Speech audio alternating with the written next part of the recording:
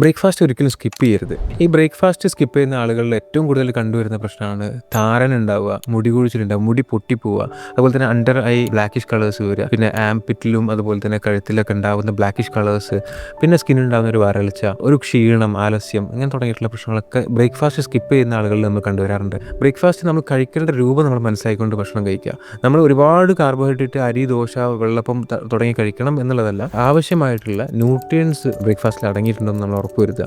നല്ല ഒരു അളവിൽ പ്രോട്ടീൻസ് ഉണ്ടായിരിക്കുക, നല്ല വെജിറ്റബിൾസും ഫ്രൂട്ട്സും അടങ്ങിയതായിരിക്കുക. പറ്റുകയാണെങ്കിൽ കുറച്ച് തൈര് അല്ലെങ്കിൽ യോഗേർട്ട് അല്ലെങ്കിൽ എന്തെങ്കിലും ഒരു പ്രൊബയോട്ടിക് ഫുഡ് നമ്മൾ ഉൾപ്പെടുത്തുക. നട്ട്സ് ആൻഡ് ബെറീസിൻ്റെ ഒരു സ്മൂത്തീസ് നമ്മൾ ഉൾപ്പെടുത്തുക. ഇങ്ങനെ ഒരു റിച്ച് ആയിട്ടുള്ള ബ്രേക്ക്ഫാസ്റ്റിലേക്ക് നമ്മൾ മാറണം. അപ്പോൾ ഇതിൽ ഫൈബേഴ്സ് അടങ്ങും, പ്രോട്ടീൻസ് അടങ്ങും, വൈറ്റമിൻസ് അടങ്ങും, മിനറൽസ് അടങ്ങും, ഹൈഡ്രേറ്റ് ചെയ്യാൻ പറ്റുന്ന രൂപത്തിലേക്ക് ഇത് നമുക്ക് കൊണ്ടുവരാൻ പറ്റും.